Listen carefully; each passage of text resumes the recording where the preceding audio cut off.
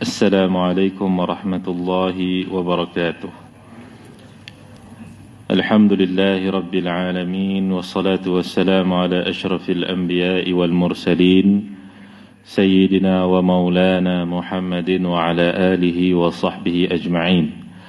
نوينا التعلم والتعليم والتذكر والتذكير والنفع والانتفاع والإفادة والاستفادة والحث على التمسك بكتاب الله وسنة رسوله صلى الله عليه وسلم، والدعاء إلى الهدى والدلالة على الخير ابتغاء وجه الله ومرضاته وقربه وثوابه سبحانه وتعالى.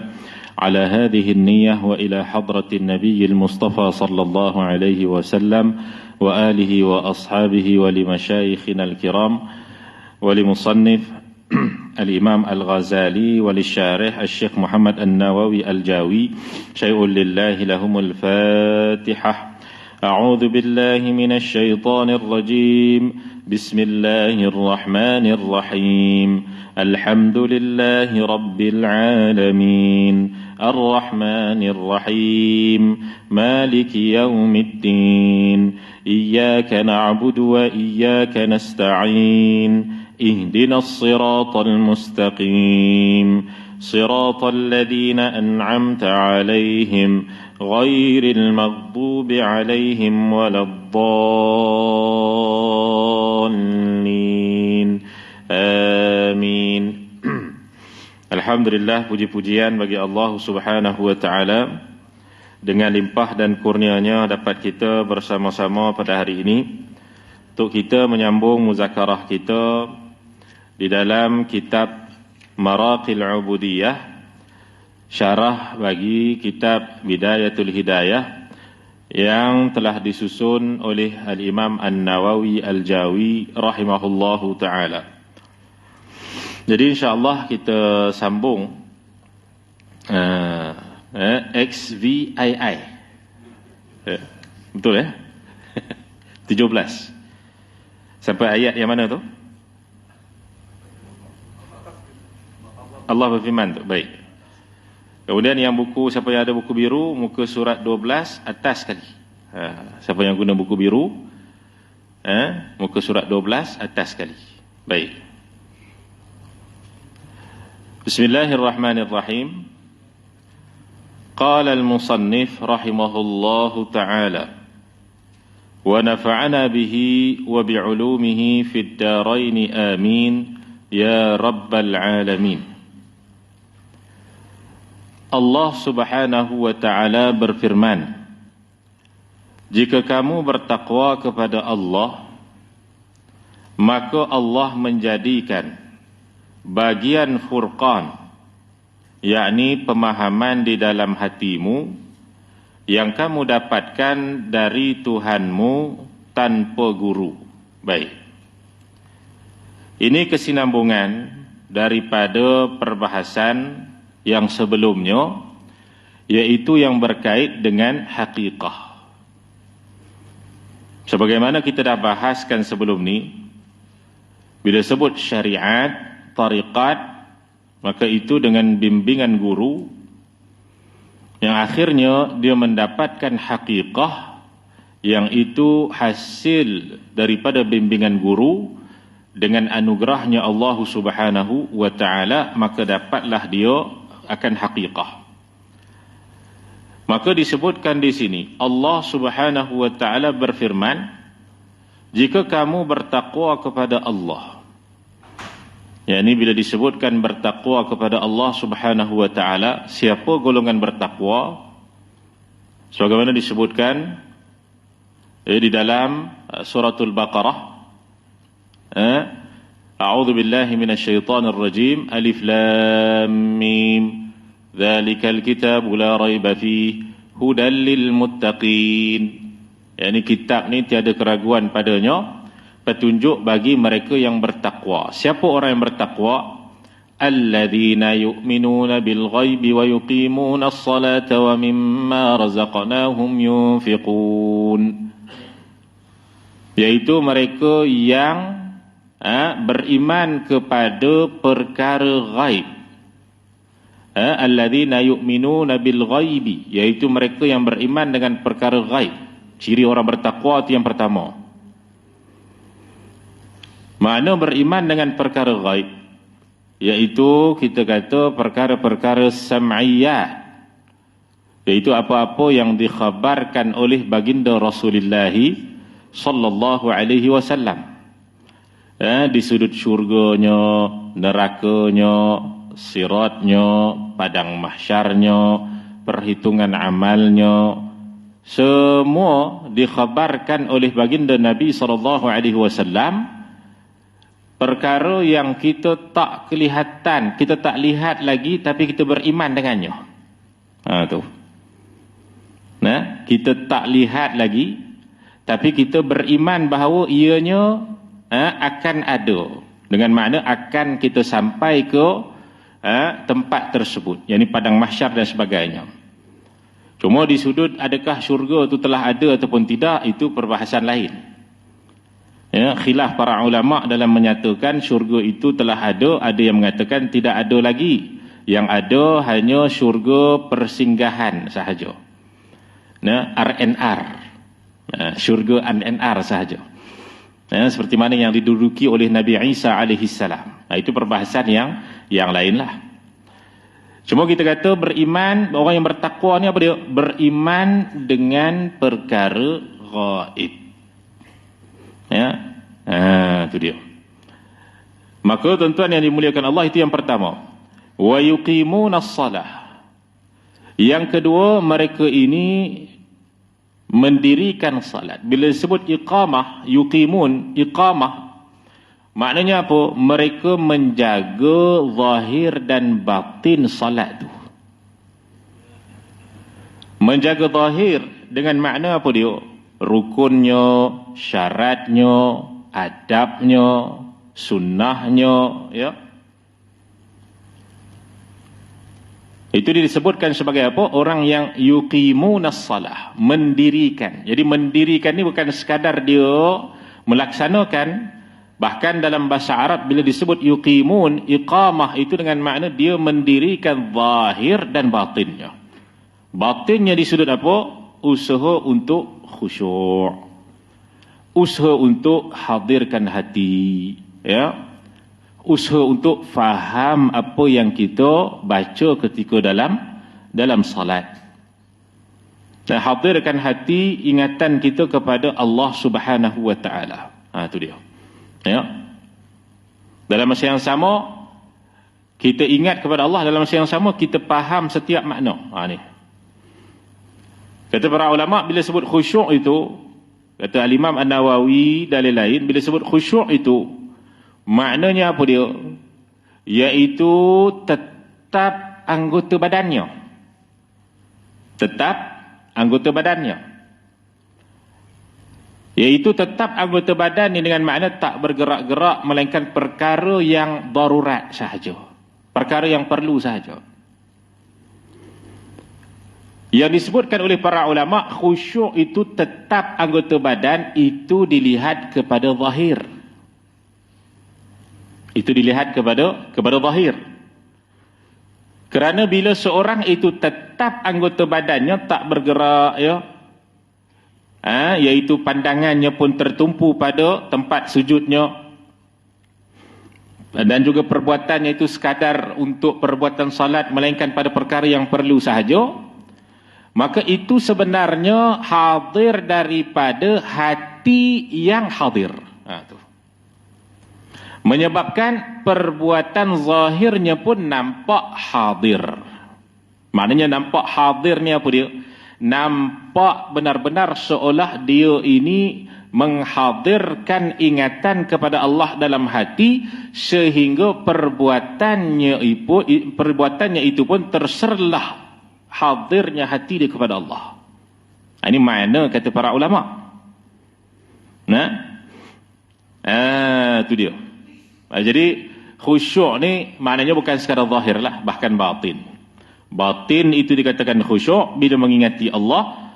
Zahir itu juga dikatakan khusyuk, ialah apabila tidak ada pergerakan yang lain, tetap tubuh badannya hanya untuk solat, melainkan pada perkara yang perlu sahaja. Kena isi ruang soft kosong ke, terpaksa berjalan sedikit dan sebagainya. Itu perkara yang perlu sahaja dalam solat. Ya, baik. Maka itu dikatakan orang yang bertakwa. Alladzina yu'minuna bil ghaibi wa yuqimuna as-salah wa mimma razaqnahum yunfiqun. Dan juga mereka yang bertakwa ini mereka yang menginfakkan hartanya. Ya. Bila sebut infak, Allah Subhanahu wa taala banyak menggunakan perkataan infak dalam Al-Quran. Yang kebanyakan istilah infak ni digunakan untuk perkara yang berkait dengan agama. Contoh, a'udzubillahi minasyaitonir rajim. Alladzina yunfiquna amwalahum fi sabilillah. Kamathali habbatin anbatat sab'a sanabila fi kulli sumbulatin mi'atu habbah. Wallahu yudha'ifu liman yasha' ila akhir ayat. Shadaqallahul azim. Orang-orang yang menginfakkan hartanya di jalan Allah Ta'ala. Kamathali habbatin ambatat sab'a sanabila. Seperti mana satu biji benih yang dia tanam mengeluarkan lagi 7 tangkai. Ya, maknanya daripada satu biji benih keluar 7 tangkai. Setiap tangkai itu pula mengeluarkan lagi 100 biji benih. Oh, itu dia. Ya. Wallahu yudha'ifu liman yasha. Allah Ta'ala boleh sahaja apa? Menggandakan pahala, mengikut apa yang dikehendaki oleh Allah Ta'ala bagi siapa yang dia inginkan. Makna di sini, orang yang infak hartanya di jalan Allah Ta'ala diberikan pahala yang sangat besar yang tak terkira pahalanya. Sebab itu orang yang meninggalkan dunia ni, mereka akan mengatakan, ya laitani qaddamtu li hayati, betapa ruginya kami wahai Allah, kembalikan kami ke dunia ini. Antara disebutkan dalam Al-Quran, mereka akan minta kepada Allah, fa as-saddaqa wa akum minas salihin. Wahai Allah, kembalikan kami ke dunia ini, kami nak sedekah. Oh, itu dia. Nah, maknanya kami nak keluarkan harta kami. Wa akum minas salihin, dan kami nak jadi orang saleh. Disebutkan dalam Al-Quran, kenapa tak minta kami nak puasa jap? Nah, kami nak berzikir jap. Tapi dikatakan kami nak sedekah. Kerana pahala sedekah tu antara pahala yang sangat besar, yang tak terkira pahalanya itu. Dan juga ia, kita kata boleh jadi sedekah itu membawa kepada berterusannya pahala dengan cara-cara dan syarat yang tertentu. Maknanya orang yang berada di alam barzakh, mereka mencemburui golongan yang ketika mana di dunia dahulu mereka dapat bersedekah, lalu hasil sedekah itu sentiasa berterusan ketika mana mereka berada di alam barzakh. Maka tuan-tuan yang dimuliakan Allah, jadi ulama ni bahaslah sedekah dia ada beza dengan infak. Infak ada beza pula dengan waqaf. Itu dalam perbahasan yang lebih lanjut. Cuma secara mudahnya kita kata infak ini lebih kepada apa? Lebih kepada perkara yang berkait dengan agama dan juga perkara yang wajib. Nah, baik. Perkara yang wajib ni macam kita kata nafkah, infak tu maknanya nafkah lah, nafkah anak isteri, nafkah ibu ayah dan sebagainya. Baik. Itu dia, itu orang yang bertakwa. Wa yuqimuna as-salah mimma razaqnahum yunfiqun. Walladzina yu'minuna bima unzila ilaika wa ma unzila min qablik wa bil akhirati hum yuqinun. Mereka ni dengan akhirat mereka yakin. Maknanya apa? Mereka percaya dengan sebenar-benar percaya rukun iman yang 6. Ni orang yang bertakwa. Maknanya bila dikatakan dalam Quran suratul Baqarah bahawa mereka ni yakin dengan akhirat, maknanya apa dia? perbuatan mereka, penglihatan mereka, pendengaran mereka, perkataan mereka, segala tindak tanduk mereka, sebelum mereka lakukan, mata hati mereka akan melihat akhirat. Itu maknanya yang disebutkan dalam surah Al-Baqarah ni. Maknanya sebelum mereka berkata sesuatu, mata hati mereka melihat akhirat. Kalau kata begini, oh ni bahaya ni, tak boleh ni tak baik ni, maka terhalang mereka itu daripada melakukan ataupun berkata perkara yang tidak baik. Kerana apa? Yakin mereka dengan akhirat, bukan sekadar percaya, bahkan terzahir melalui tindak tanduk mereka, perkataan mereka, disebabkan mata hati mereka melihat kepada akhirat, walaupun mata zahir mereka ini terhalang dengan afrad. Afrad ni apa dia? Terhalang dengan makhluk-makhluk. Walaupun mata zahir dia nampak depan ni dinding, dia nampak depan ni makhluk, tapi mata hati dia nampak akhirat.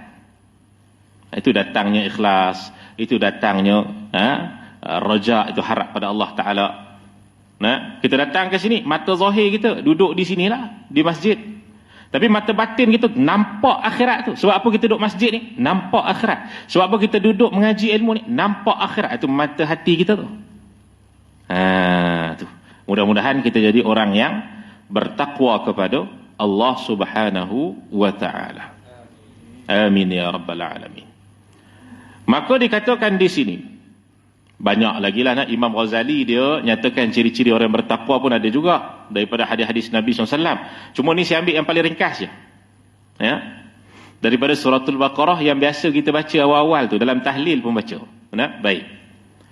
Allah Subhanahu wa Ta'ala berfirman, jika kamu bertakwa kepada Allah, maka Allah menjadikan bagian furqan. Furqan ni apa dia tuan-tuan? Iaitu daripada perkataan farq, dengan makna dapat membezakan antara yang hak dan yang batil. Tu. Dapat membezakan antara yang benar dan yang salah. Maka bila kita bertakwa kepada Allah Subhanahu wa Ta'ala, maka Allah menjadikan bagian furqan, dengan makna kita dapat berada di atas jalan kebenaran yang hak, yakni pemahaman di dalam hatimu. Maknanya apa yang kita sedang mengamalkan dan berada di atas jalan itu dengan pemahaman yang betul. Disebabkan apa? Disebabkan takwa. Tapi nak capai takwa tu, kita dah bahas sebelum ni dah. Kita dah bahas sebelum ni dah. Iaitu apa? Melalui syariat dan tariqah. Yang mana melalui syariat dan tariqat ini mesti berguru. Tu. Itu kita dah bahas sebelum ni dah. Mesti berguru. Kerana guru ni pintu yang bawa kita untuk sampai kepada hakikah. Maka tuan-tuan yang dimuliakan Allah Subhanahu wa Ta'ala, dia kata apa? Yang kamu dapatkan dari Tuhanmu tanpa guru. Maknanya nanti kita akan dapatkan furqan. Furqan ni anugerah Allah Ta'ala, berada di atas jalan kebenaran, mendapatkan anugerah-anugerah Allah Subhanahu wa Ta'ala yang lainnya. Itu nanti tanpa guru, dengan makna bila sudah sampai kepada hakikah, tanpa guru. Tapi sebelum tu perjalanannya dengan apa? Dengan guru. Begitu. Maka ini yang dimaksudkan di dalam perbahasan firman Allah ni. Dan dia kata apa lagi? Dalam firman-Nya yang lain, dan takutlah kamu kepada Allah, maka Allah akan mengajarimu, yakni tanpa seorang guru. Yang ni pun kena faham juga ni. Dia tak boleh tafsir sendiri. Dia tafsir sendiri, man fassara al-Quran bi ra'yihi falyatabawwa maq'adahu minan nar. Siapa yang tafsir Quran dengan pandangan dia sendiri, bukan dengan pandangan para ulama, maka dia telah menempatkan dirinya dalam neraka Allah Ta'ala. Itu dia. Ini ayat ni yang banyak orang salah tafsir. Dia kata tanpa guru, jadi tak perlu guru, takut je pada Allah. Nak takut je lah. Sedangkan innama yakhshallaha min ibadihi ulama. Orang yang paling takut kepada Allah daripada hambanya adalah kalangan ulama. Dia nak belajar takut tu daripada siapa? Tu. Daripada ulama. Nas ada. Sebab tu memahami nas perlu ditafsirkan dengan nas. Ini salah satunya. Jadi memahami nas ini perlu ditafsirkan dengan nas sebelumnya. Nas antara nasnya ialah apa? Innama yakhshallaha min ibadihi ulama. Sesungguhnya orang yang paling takut kepada Allah Ta'ala di kalangan hambanya adalah di kalangan ulama. Maka nak dikatakan mesti takut kepada Allah, itu tidak dapat tidak melalui jalannya belajar dengan ulama yang telah takut kepada Allah Ta'ala. Takut ni bukan takut hantu tu, bukanlah. Takut dengan hantu ni bawa kita apa? Lagi jauh lah kan. Takut jin ke, takut sihir ke, takut apa, itu takut juga tu. Tapi takut tu takut bawa kepada kita menjauhkan benda tu. Takut dengan singa ke, takut dengan binatang buas ke, itu menjauhkan kita daripada benda tu. Tapi takut dengan Allah membawa kita dekat dengan Allah. Tu beza tu. Takut dengan Allah membawa kita sentiasa merasai kehambaan kepada Allah Ta'ala. Dengan makna kita mengamalkan segala perintahnya dan meninggalkan segala larangannya. Ini makna khasyah, yakni takut kepada Allah Subhanahu wa Ta'ala. Bila dia ini takut kepada Allah Ta'ala dengan diajarkan bagaimana takutnya oleh seorang guru, maka barulah datang di dalam firman Allah Ta'ala ni, maka Allah akan mengajarimu, yakni tanpa guru, dengan mana Allah akan memberikan kepadamu anugerah yang tinggi-tinggi, yang besar-besar, yang ketika tersebut sudah tidak berada di bawah kekuasaan seorang guru. Itu maknanya. Boleh faham di sini tak? Baik. Itu dalam ayat mana ni? Takutlah kamu kepada Allah ni, wattaqullah kan, wattaqullah wa yu'allimukumullah. Takut ni dia terjemah daripada takwa lah ni. Dan bertakwalah kamu kepada Allah, maka Allah akan mengajarimu. Wattaqullah wa yu'allimukumullah. Ayat 272 tak silap saya, 271 tak silap saya, ya, 282 ya, bukan 272, 282. Baik. Maka Imam Malik radhiyallahu taala anhu berkata, barang siapa mengamalkan apa yang barang siapa mengamalkan apa yang diketahuinya, maka Allah memberikan kepadanya ilmu dari apa yang tidak ia ketahui. Itu dia. Maknanya barang siapa yang mengamalkan ilmu, bila kita dah berada di dalam perjalanan syariat, kemudian dibimbing oleh guru juga di dalam perjalanan tariqah, yakni menuju Allah Subhanahu wa Ta'ala. Dengan bimbingan guru ni, maka kita istiqamah amal walaupun sedikit. Bagaimana Nabi SAW sabdakan, ahabbul a'mal ila Allah adwamuha wa in qalla. Sebaik-baik amal di sisi Allah Ta'ala itu adalah yang istiqamah berterusan walaupun sedikit. Istiqamahkan dengan panduan guru ni kata kita tambah lagi sikit amalnya. Itu pada jalanan-jalanan tariqah, nak sampai kepada Allah Ta'ala. Tambah lagi sikit, dah sampai pula 5 bulan, 6 bulan, setahun, tambah lagi sikit, gitu. Itu caranya amal. Sebagaimana Nabi SAW ajarkan kepada Sayyidina Abu Hurairah radhiyallahu ta'ala anhu. Diajarkan sedikit demi sedikit. Kata Nabi SAW, wasiat Nabi kepada Abu Hurairah radhiyallahu ta'ala anhu, salatul duha, jangan tinggal 2 rakaat salat duha. Sikit kan. Kemudian jangan tinggal apa? Witir. Tu. Dan jangan tinggal 3 hari puasa di pertengahan bulan. Ini yaumul bid, iaitu puasa putih. Puasa putih. Dalam riwayat yang lain ada puasa hitam. Ini puasa putih. Baik. Maka tuan-tuan yang dimuliakan Allah Subhanahu Wa Taala, 3 benda ni je Nabi wasiatkan kepada Sayyiduna Abu Hurairah radhiyallahu taala anhu. Maka diistiqamahkanlah oleh Abu Hurairah radhiyallahu taala anhu. Ya.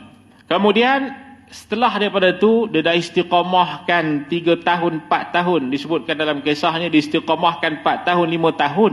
Itu saja, maka ditambah pula sikit. Itu dia. Itu dia. Nah, diistiqamahkan betul-betul tu. Sayyidina Ali radhiyallahu taala anhu satu ketika ditanya kepada baginda Rasulullah sallallahu alaihi wasallam. Dia tanya pada baginda Nabi sallallahu alaihi wasallam, "Wahai Rasulullah." Ini masa ni Sayyidina Ali dengan Sayyidah Fatimah radhiyallahu taala anha. Tanya kepada Sayyidina Ali, tanya kepada Nabi sallallahu alaihi wasallam. "Ya Rasulullah, boleh tak berikan kepada kami seorang khadam? Yang mana khadam ni boleh bantu urusan kerja rumah kami." Mana Sayyidina Ali ni banyak ikut Nabi sallallahu alaihi wasallam. Yang boleh bantu kerja rumah kami. Maka Nabi SAW sabdakan kepada Sayyidina Ali dan juga Sayyidah Fatimah radhiyallahu taala anha. Nabi SAW sabdakan, "Mahukah kamu aku tunjukkan satu amalan yang lebih baik daripada kamu mendapatkan seorang khadam yang menguruskan urusan rumah tanggamu?" Itu dia. Bukan bermakna tak dapat khadam, tidak. Tapi Nabi SAW nak beritahu amalan apa yang baik tu, yang kalau kamu dapat khadam, kamu rasa macam selesai semua urusan lah. Sebab apa? Ada orang bantu. Kan? Kamu rasa selesai sikitlah masalah. Apa yang kamu rasa tanggung masalah sebelum ni, alhamdulillah lah ada orang bantu. Begitulah. Nak tak amalan yang lebih hebat daripada tu, daripada perasaan kamu rasa selesai dengan segala masalah. Itu maksudnya. Maka Nabi SAW beritahu kepada Sayyidina Ali dan juga Sayyidah Fatimah radhiyallahu taala anha, sebelum tidur baca apa dia? Subhanallah 33 kali, Alhamdulillah 33 kali, Allahu Akbar 33 kali, ditutupi dengan yang ke 34-nya, iaitu dengan akhir sekali Allah Akbar kabira alhamdulillah katsira subhanallahi bukratan wa asila, ditutupi dengan la ilaha illallah wahdahu la syarikalah lahul mulku wa lahul hamdu yuhyi wa yumiitu wa huwa ala kulli syai'in qadir. Itu tutupnya. Jadi 34, jadilah 100. Walaupun ada riwayat yang mengatakan 34 Allahu Akbar, kemudian tutup pula dengan la ilaha illallah wahdahu la syarikalah tu. Mana di sini ada dua lah kaifiat. Nak dikatakan 100 tu sama ada 33, 33, 34 ataupun 33, 33, 33. Last sekali tu tutup jadi 34 dengan kalimah la ilaha illallah wahdahu la syarikalah. Itu dia. Jadi dalam Sahih Bukhari ada. Baik. Jadi tuan-tuan yang dimuliakan Allah Subhanahu wa taala, maka Sayyidina Ali radhiyallahu taala anhu bila dapat saja amalan ni, subhanallah 33 kali, alhamdulillah 33 kali, Allahu Akbar tu 33 kali, ditutup dengan la ilaha illallah sampai habis tu, maka dikatakan Sayyiduna Ali radhiyallahu taala anhu tidak pernah tinggalkan amalan ini sebelum beliau tidur. Dikatakan beliau telah amalkan selama lebih kurang 20 tahun sehingga beliau wafat. Setiap hari tak pernah tinggal lagi dah. Subhanallah. Bahkan ketika peperangan dalam keadaan getir peperangan, sampailah pada waktu malam terpaksa tidur sebentar nak dapatkan tenaga, sebelum tidur tu baca dulu. Itu dia. Ini hebatnya mereka yang Allah Ta'ala beri taufik untuk istiqamah. Sebab itu kita minta pada Allah, ya Allah, beri kami taufik hidayah wahai Allah untuk istiqamah di atas jalan. Kan? Allahumma a'inna ala dzikrika wa syukrika wa husni ibadatik. Itu juga daripada doanya Nabi sallallahu alaihi wa ala alihi wa ashabihi wa baraka wasallam. Banyakkan baca doa tu. Ya. Doa yang diajarkan oleh baginda Rasulullah sallallahu alaihi wa ala alihi wa ashabihi wa baraka wasallam. Allahumma a'inna, wahai Allah, bantulah kami ala zikrika, di atas mengingatimu wahai Allah, wa syukrika, bantulah kami untuk saya syukur padamu ya Allah. Takut-takut nanti dapat nikmat tak syukur. La in syakartum la azidannakum wa la in kafartum inna adzabi lasyadid. Kalau orang tak syukur, kalau orang syukur Allah tambah. Kalau orang tak syukur, dapat azabnya Allah Subhanahu wa taala. Sebab tu minta Allah Taala bantu, ya Allah, bantu aku untuk syukur padamu ya Allah. Seolah-olah kita menyatakan istihza, yakni benar-benar kita ni tak pandai. Benar-benar kita ni jahil. Benar-benar kita ni kosong je, tak ada apa pun. Minta Allah Ta'ala beri pada kita. Minta Allah Ta'ala ajar pada kita. Ajarkan kami syukur wahai Allah. Bantu kami untuk syukur wahai Allah. Wa syukrika wa husni ibadatik, dan untuk mendapatkan kebaikan dalam beribadah kepadamu wahai Allah. Itu dia. Baik. Maka tuan-tuan yang dimuliakan Allah Subhanahu wa taala, maka al-Imam Malik radhiyallahu taala anhu dia kata apa? Barang siapa mengamalkan apa yang diketahuinya daripada yang dia ngaji, dia dapat daripada guru-guru yang mursyid, yang murabbi, yang muallim, maka Allah memberikan kepadanya ilmu dari apa yang tidak ia ketahui. Di sinilah anugerahnya Allah Subhanahu wa taala. Di sinilah mendapatkan waridat. Ya. Waridat. Ya. Ini orang yang beramal dengan wirid. Maknanya wirid ni kita kata dengan zikir-zikirnya. Maknanya dengan zikir-zikir itu dengan apa yang dia belajar daripada guru lah. Dia beramal dengan ilmu yang dia dapatkan daripada pengajiannya dengan guru. Maka itu disebut juga dengan perkataan wirid. Jadi wirid ni satunya biasa kita faham apa dia? Biasa kita faham wirid lepas solat lah. Wirid lepas solat lah kita faham. Wirid juga, istilah wirid juga boleh dipakai pada orang yang dia belajar ilmu dengan guru, lalu dia amal dan istiqamah, itu juga boleh disebut sebagai wirid. Itu juga boleh disebut sebagai wirid. Jadi wirid ni daripada perkataan apa dia? Warada. Itu kita kata apa? Berjalannya ataupun mencurahnya. Waradal ma', jadi berjalannya air ataupun mencurahnya air itu. Baik. Maka tuan-tuan yang dimuliakan Allah Subhanahu wa taala, bila disebut sahaja, bila dia beramal istiqamah dengan ilmu, dengan amalnya, maka jadilah dinamakan sebagai wirid. Maka kata para ulama, sesiapa yang istiqamah dalam wirid, maka dia akan mendapatkan warid. Warid. Ada wirid, warid. Siapa yang wirid, dia dapat warid. Itu dia. Warid ni apa dia?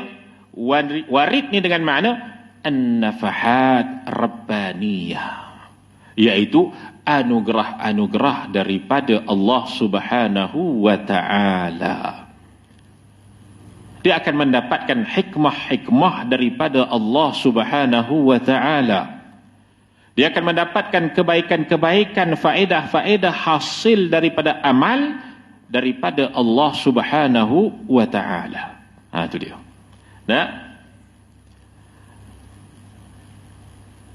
Maka hal itu menunjukkan dengan kalimat-kalimat ini syariat, tariqat dan haqiqah.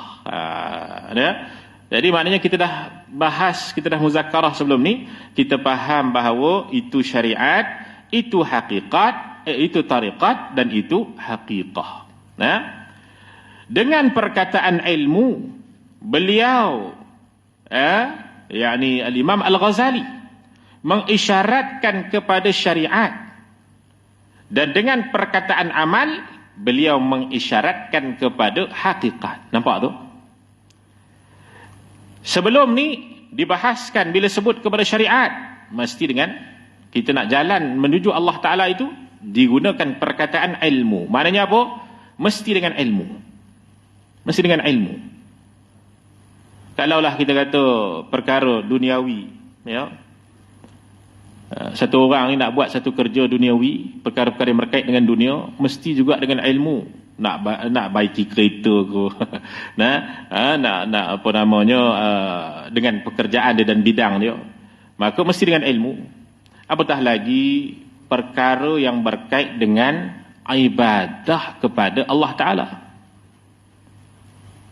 Maka ibadah kepada Allah Ta'ala ini satu jalan. Yang mana jalan tu, yang kita usahakan itu, mesti dengan petunjuk daripada guru. Kerana itu dikatakan, melalui petunjuk guru itulah kita dapatkan ilmu, maka diisyaratkanlah ilmu itu kepada syariat.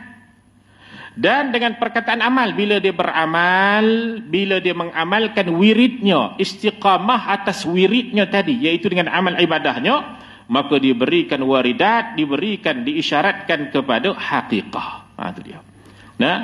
Maka tuan-tuan yang dimuliakan Allah Subhanahu wa taala, jadi fahamilah oleh kita berkait dengan bab syariat, tariqah dan haqiqah secara ringkas sahaja, ya. Baik. Kata musannif lagi, dia kata apa? Wahai penempuh jalan Allah. Maknanya apa? Penempuh jalan Allah ni dengan makna wahai salikin. Tu. Salik. Dinamakan orang yang berjalan menuju Allah.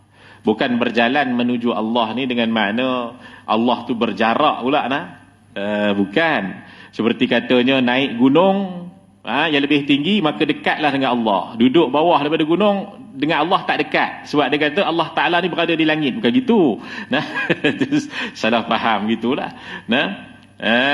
Bila sebut bab begitu, maknanya apa? Seolah kita ni menghisikan Allah Ta'ala, yakni menjisimkan Allah Ta'ala. Bila sebut je Allah itu maha tinggi, kita meyakini Allah Ta'ala tu tinggi sangat, jadi terpaksa naik gunung. Untuk apa? Untuk dekat dengan Allah. Itu kacau gitu. Maknanya bila sebut Allahu Akbar, maknanya Allah maha besar. Oh, saiz Allah tu besar. Susah. Ya. Dia salah faham ni, dia menghisikan, maknanya menjisimkan Allah Ta'ala tu jadi gitu tu. Baik.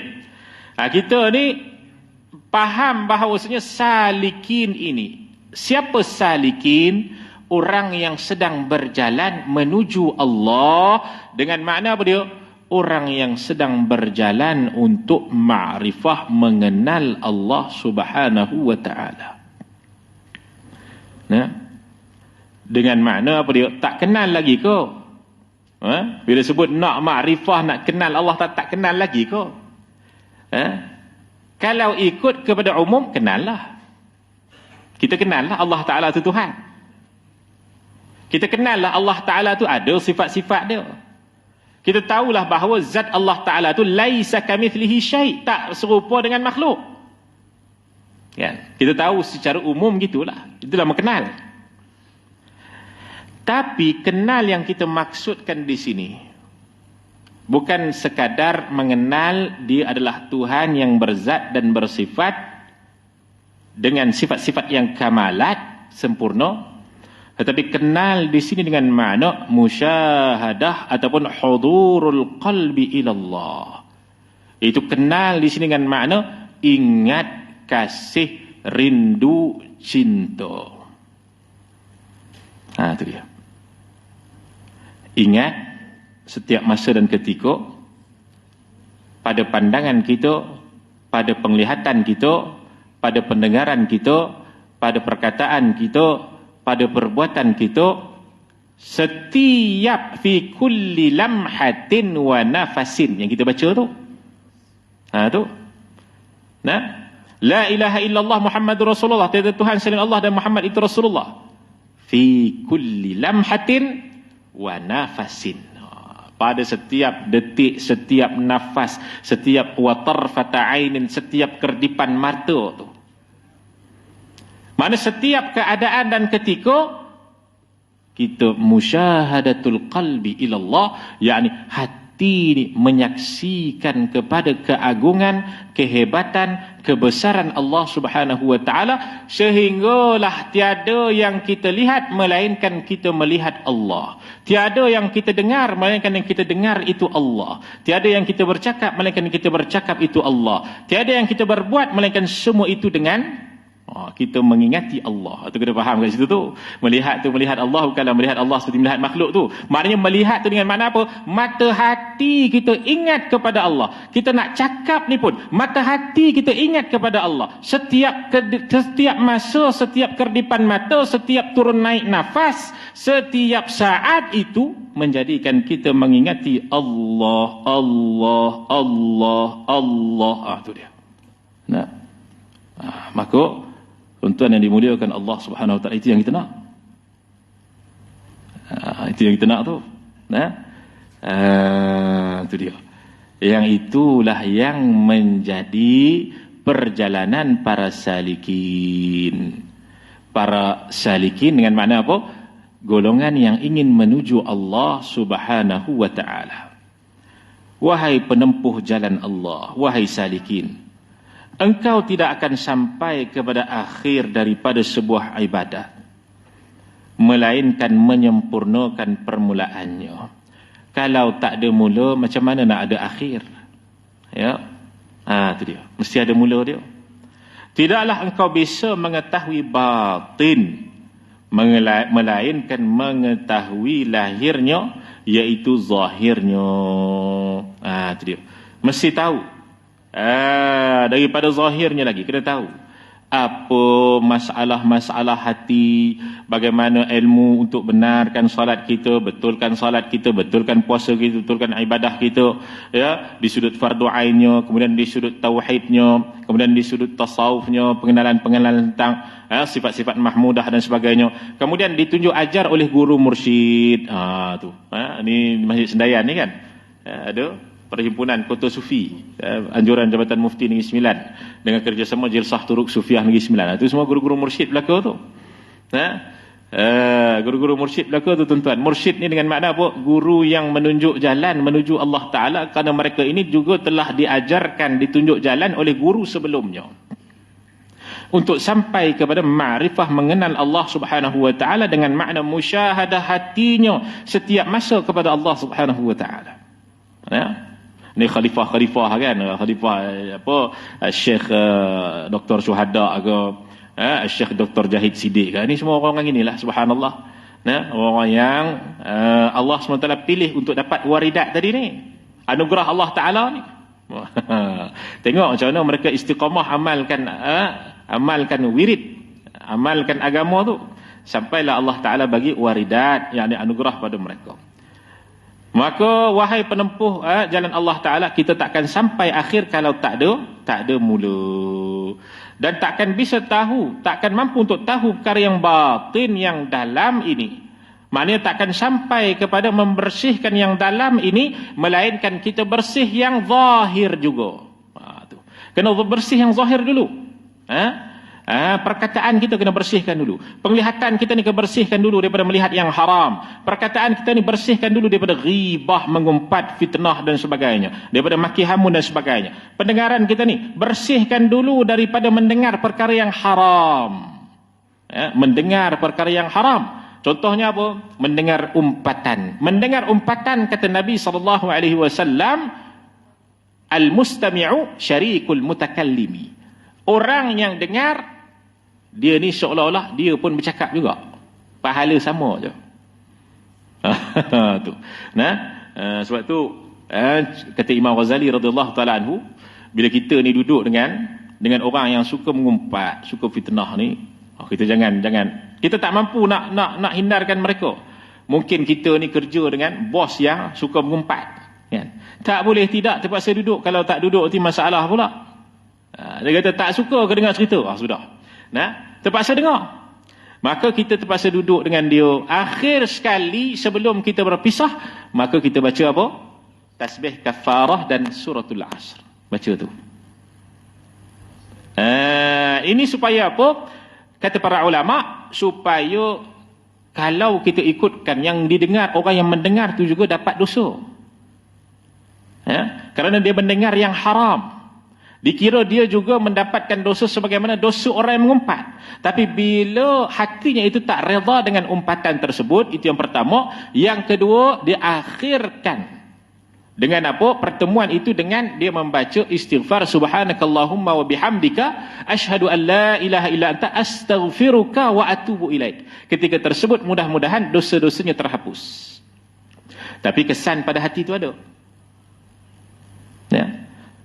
Dia apa namanya, dia tak ta'athur, dia memberi kesan kepada hati itu ada. Sebab tu kalau kita mampu hindari duduk dengan golongan yang cakap benda yang haram. Kenapa?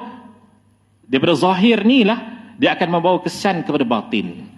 Bila zahir ni, walaupun kita dah istighfar, kita dah minta ampun dan sebagainya, tapi kesan sebelum tu masih ada lagi tu. Dia kena buang tu. Sebab tu susah nak dapat waridat, sebab tu. Dan susah nak dapat anugerah-anugerah Allah Ta'ala, nak dapat makrifah tu. Sebab masih lagi masuk benda yang haram. Walaupun bukan kita kata benda yang haram, walaupun bukan kita lihat benda yang haram, tapi dengar benda yang haram. Tu jadi masalah tu. Itu dia. Itu para ulama ni, ahlus salikin, golongan-golongan yang menuju Allah Ta'ala, dijaga sungguh benda ni. Sebab tu adanya khalwah. Adanya khalwah, duduk.